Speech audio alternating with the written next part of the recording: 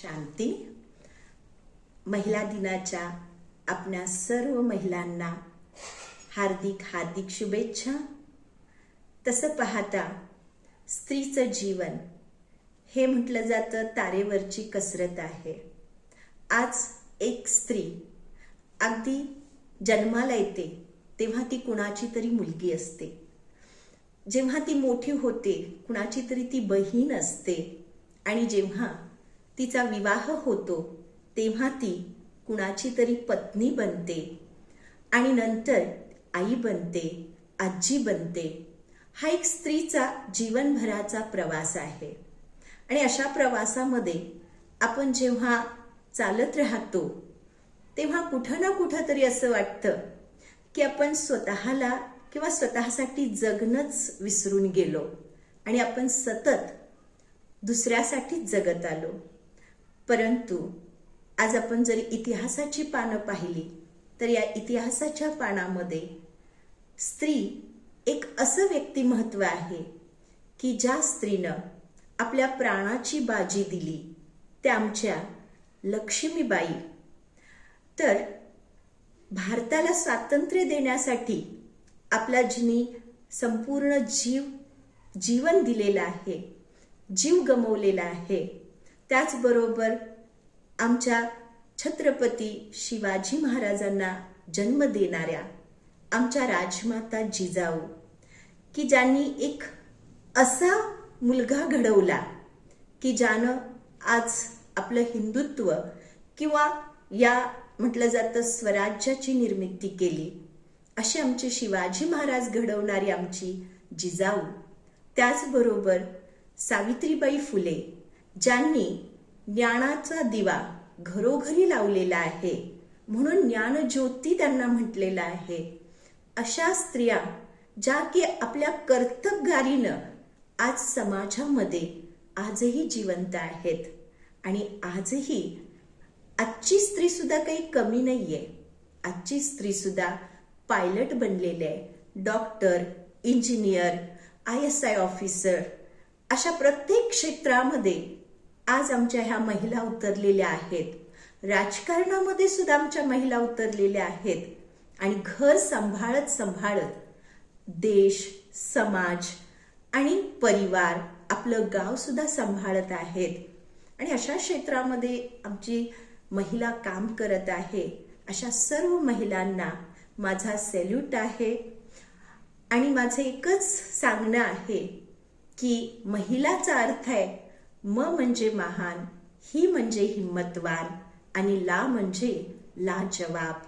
म्हणून की माझा जो स्त्री जन्म आहे किंवा मी जी महिला आहे, तर माझं जीवन महान कार्यासाठी हा जन्म आहे, हे जीवन आहे. आणि म्हणून माझ्या हातून महान कार्य घडावं आणि सर्वांच्याच हातून महान कार्य घडावं, हीच ईश्वर चरणी मी प्रार्थना करते. आणि आजच्या या महिला दिनानिमित्त मी माझ्या सखींना हे सांगते की हा जो मिळालेला सुंदरसा जन्म जो स्त्री जन्म आहे, तर म्हणतात जिच्या हाती पाळण्याची दोरी ती जगाला उद्धारी. आणि म्हणून आमचा जन्म जगाचा उद्धार करण्यासाठी आहे. पण यासाठी मला आधी स्वपरिवर्तन आणि मग विश्व परिवर्तन करायचं आहे. म्हणून कुठं ना कुठं मला माझा परिवार, माझा समाज आणि माझा देश वाचवायचा असेल तर मला मर्यादा स्वरूप बनलं पाहिजे, संस्कारांनी युक्त बनलं पाहिजे. आणि आज आम्ही ह्या बाहेरच्या जगात तर भरारी घेतली, प्रत्येक क्षेत्रात आज स्त्री भरारी घेत आहे. पण कुठं ना कुठं परिवारामध्ये जी संस्कारांची आवश्यकता आहे, ज्या मुलांकडे आम्हाला लक्ष देण्याची आवश्यकता आहे, त्या मुलांना चांगले संस्कार देऊन एक चांगला समाज घडवण्याची आवश्यकता आहे. तर अवश्य आपण याच्याकडेही लक्ष दिलं पाहिजे. आणि येणारी मागची पिढी जी आहे तिला कशा प्रकारे आपण सक्षम बनवू शकतो.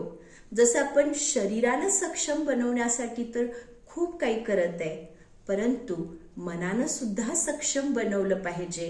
आजच्या येणाऱ्या पिढीचं मनोबल वाढवलं पाहिजे. व्यसनांपासून त्यांना दूर ठेवलं पाहिजे.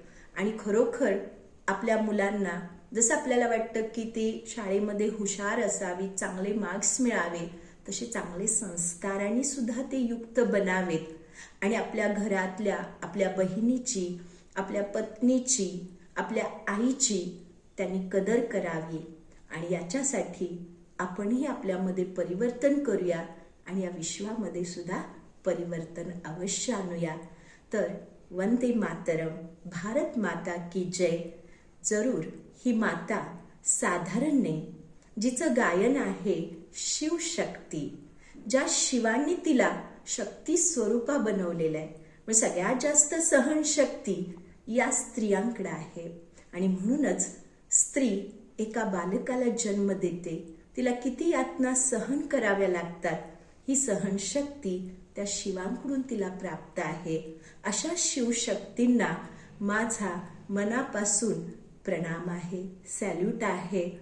आणि आपल्याला हा महिला दिन सुखाचा, शांतीचा, समृद्धीचा आणि आपल्या आयुष्यामध्ये खूप काही तुम्ही चांगल्या गोष्टी अचीव कराव्यात, यासाठी हा महिला दिन तुम्हाला वर्षभर तुमच्या हातून चांगलं कार्य करो.